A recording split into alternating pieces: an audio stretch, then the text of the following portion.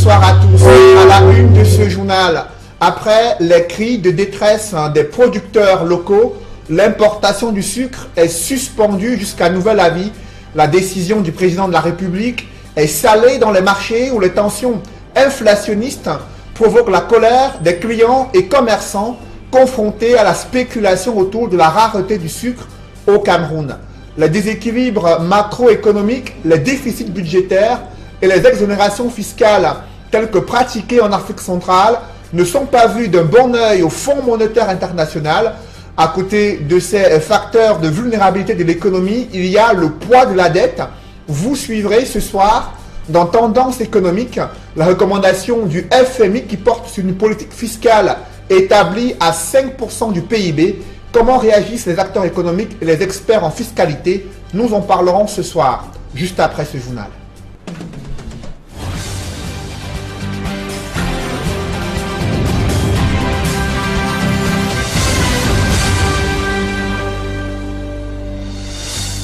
Merci de suivre cette édition complète de l'information sur Equinox Télévision.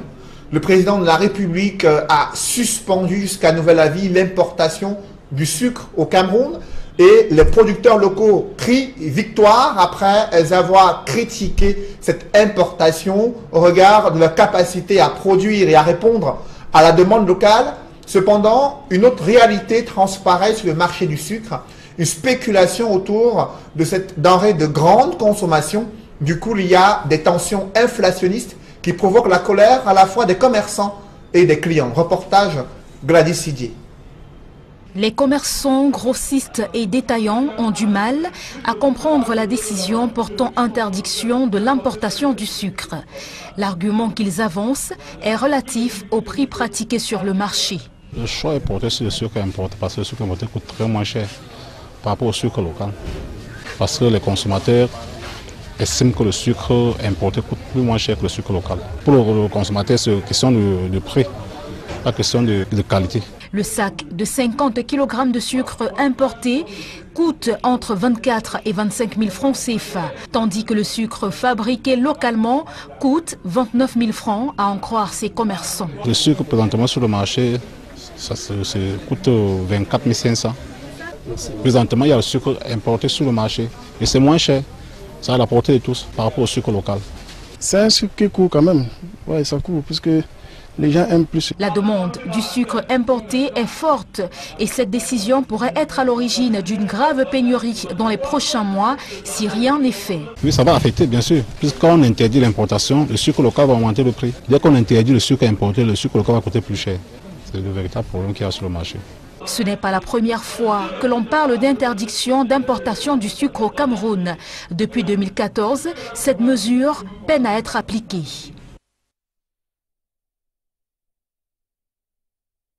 De désendettement et de développement qui peinent à contribuer à la réalisation des projets à fort impact au Cameroun. Un comité de suivi indépendant a relevé de nombreux dysfonctionnements dans le cadre de l'exécution des projets mis en œuvre dans la capitale économique du Cameroun. Des précisions avec Flavien Valondongo. Le contrat d'endettement et de développement C2D, dont la mission est l'amélioration des conditions de vie des populations camerounaises, a une contribution financière infime dans la réalisation des projets. Le C2D lui-même participait très faiblement. Par exemple, le drainage pluvial, ça ne dépasse pas 20%. Le pont sur le Vouri, ça ne dépasse pas 10%. Et on se demande si on n'est pas là en train d'amener le Cameroun dans le réendettement. Nous avons suivi 70 projets dans la région du littoral. Et sur les 70 projets, on peut dire aujourd'hui qu'environ 80% ont été réalisés. 10% sont en réalisation et il y a environ 9 à 10% qui n'ont pas encore démarré. Dans la région du littoral, par exemple, le comité de suivi indépendant du C2D, qui veille au déroulement des chantiers en cours, fait observer que les projets évoluent de manière lente et plongent davantage le pays dans la dette. Il y a une sorte de refinancement qui est observé et qui est supporté par l'AFD, mais sous forme de prêt. C'est-à-dire que l'État du Cameroun est en train d'emprunter de nouveau pour réaliser des projets dont les financements étaient pourtant disponibles à un moment donné. Mais à force de faire des retards, d'accuser des retards, il y a eu un surcroît de financement. À côté des drains qui sont en construction à Douala et du deuxième pont sur le Vouri, il y a les secteurs de la santé et de l'éducation qui connaissent également des retards dans l'exécution des travaux menés avec le budget C2D. Sur le plan de l'éducation, bien sûr, c'est généralement le retard accusé dans la mise en œuvre des projets. Beaucoup de projets sont entamés et sont livrés avec du retard. Si vous allez par exemple à l'école publique Bonapuiso groupe 1, vous allez vous rendre compte que les salles de classe qui ont été construites sont en train de retomber en ruine. Il y a des murs qui tombent, il y a le plafond qui sointe, il y a les bancs qui sont cassés. Le comité de veille citoyen qui rend les résultats de l'enquête menée en 2017 sur la gestion des retombées du C2D au Cameroun n'est pas à sa première expérience. La société civile ayant eu vent de ce que les fonds de la dette du Cameroun serait rétrocédée au Cameroun sous forme de dons pour implémenter des projets. Elle s'est positionnée pour faire le suivi de la mise en œuvre de ce programme. Donc c'est depuis 2007 que nous sommes sur le terrain et nous sommes à la 10e année que nous sommes en train de clôturer à travers l'atelier de restitution que vous venez de suivre tout à l'heure. Au lendemain des restitutions, le comité de veille citoyen, à travers ses démembrements, entend suivre son rôle, celui de constater et d'attirer l'attention des pouvoirs publics sur le non-respect des cahiers de charges des entreprises retenues pour la réalisation des infrastructures, également de veiller au respect des délais de livraison. Le poids de la dette pèse également sur les aviculteurs après, bien sûr, une période difficile vécue en 2016. Ils broient du noir et déplorent également d'énormes pertes. Et les pistes de relance évoquées jusqu'ici n'ont pas permis au redécollage économique de la filière avicole au Cameroun. C'est le constat que fait Guy Zogo et Joël Essengue dans ce reportage. La grand-messe annuelle des aviculteurs camerounais vient de se tenir à Yaoundé. À cette occasion, le gouvernement parie sur ce secteur pour y insérer davantage de jeunes. Le gouvernement a mis en place une structure de financement qu'on appelle projet de développement de l'élevage. Et nous voulions donc par cette occasion informer les jeunes d'oser avec l'agriculture. Parce que c'est une niche importante, compte tenu de la demande forte de cette spéculation. Qu'ils viennent et qu'ensemble, nous bâtissons l'agriculture camerounaise. Mais pour l'ensemble des aviculteurs camerounais, le spectre de la grippe aviaire de 2016 reste vivace dans les esprits. Cette épizootie a en effet causé d'énormes pertes, dont une chute de la production des pondeuses et des poulets de chair de 8 millions et 48 millions à 3 millions et 25 millions, ce qui avait provoqué une forte attente de la réponse des autorités par les aviculteurs. Suite à la grippe aviaire qui a décimé plusieurs élevages, et ce qui fait que tous les intervenants de la filière avicole venaient pour écouter les responsables, pour entendre, pour savoir ce que les responsables administratifs, toutes les autorités et parties prenantes de la filière vont leur dire. Fort heureusement, comme le relève l'interprofession, une timide reprise est enregistrée. La particularité cette année, c'est que la grippe aviaire est derrière nous et aujourd'hui il y a une certaine relance de la filière. Elle n'est pas tout à fait à 100%, mais on sent quand même quelques améliorations sur le terrain. Néanmoins, il reste des griefs dont seule la résolution de ceux-ci peut relancer durablement le secteur avicole au Cameroun. Entre autres, l'interprofession avicole appelle à la levée des restrictions à la circulation des produits de la volaille dans la région du centre, à la construction des marchés de volaille dans les grandes villes du Cameroun et à la création d'un centre de formation technique pour les métiers de la volaille dans le pays. Sans surprise, Niat Marcel Difendi vient d'être reconduit au perchoir du Sénat. Il a été élu avec 89 voix. 7 bulletins nuls émanant du SDF ont été enregistrés. Le vote s'est déroulé ce soir au Palais du Congrès à Yaoundé. Le président du Sénat, une fois installé, veille à cet instant à l'élection des autres membres du bureau du Sénat. Des élections qui ont commencé avec 4 heures de retard selon le programme officiel.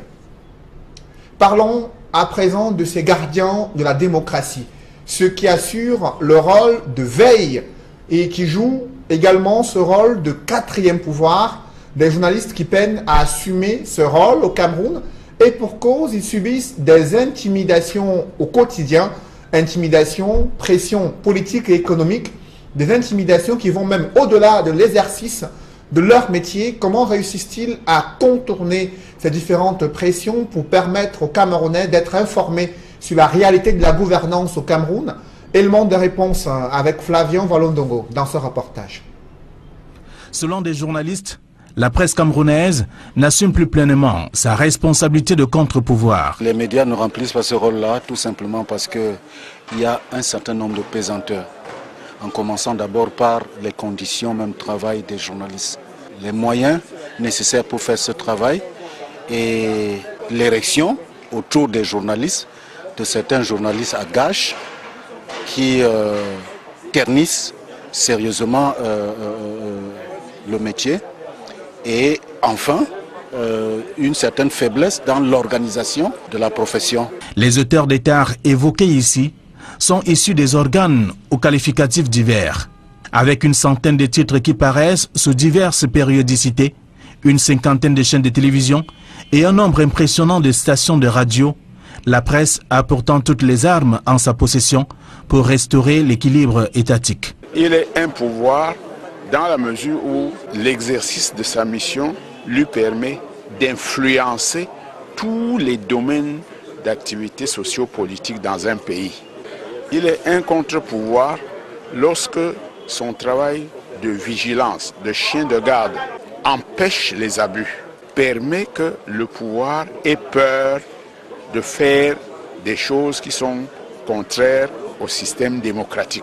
Les organisations internationales que sont l'UNESCO et les Nations Unies plaident auprès des gouvernants afin que la liberté de la presse soit effective, non seulement en Afrique, mais principalement au Cameroun. Le tableau n'est pas que sombre. Des chevaliers de la plume, tels qu'on les appelle, défendent la cause de certains médias qui, à partir de la rigueur de leur ligne éditoriale, confèrent encore à la presse nationale ses lettres de noblesse. Le média joue un rôle de contre-pouvoir dans la société.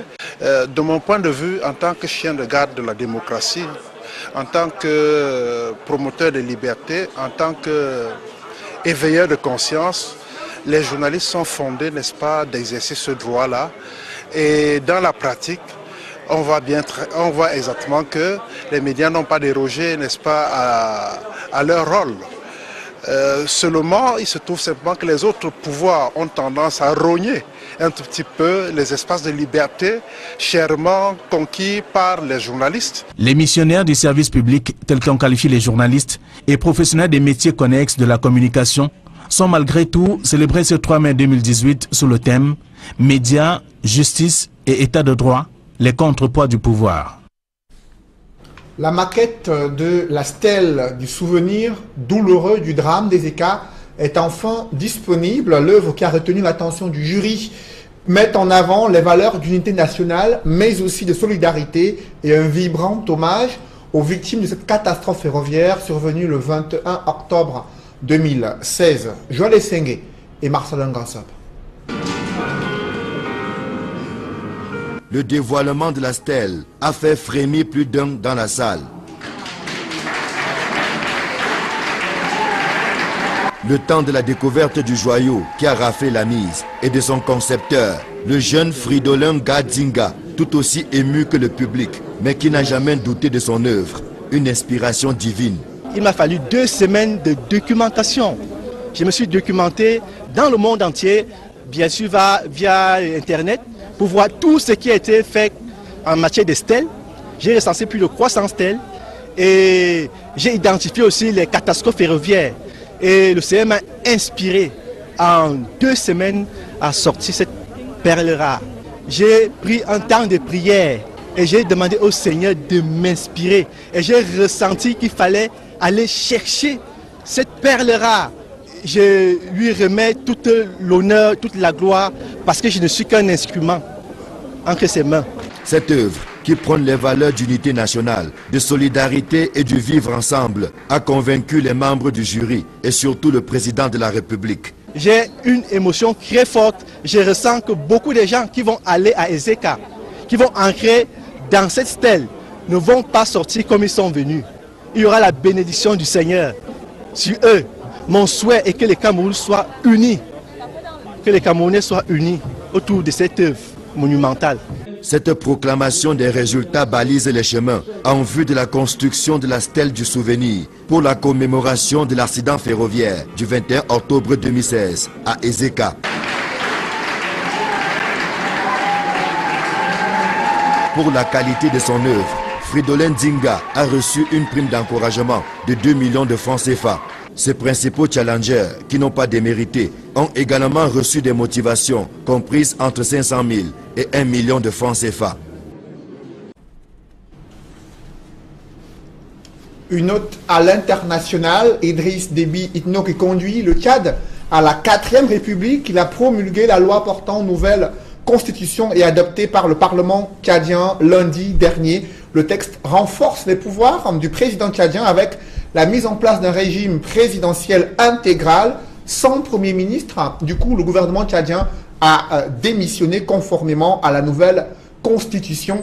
Nous y reviendrons. Le Tchad et le Congo-Brazzaville font partie des pays avec une dette très élevée selon les estimations du FMI, le Fonds monétaire international, qui a recommandé une nouvelle politique fiscale établie entre 3 et 5%, mais aussi la lutte contre la corruption, la malgouvernance et l'amélioration des finances publiques dans la zone CEMAC. Nous en parlerons juste après cette édition du journal dans le cadre de l'émission Tendance économique.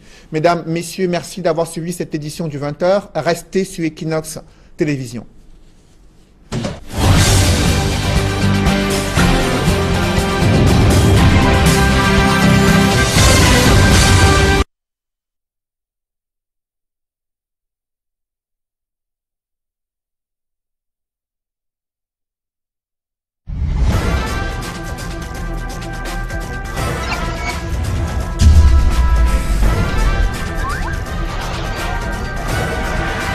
Equinox Télévision, au-delà de l'image, nous rendons compte.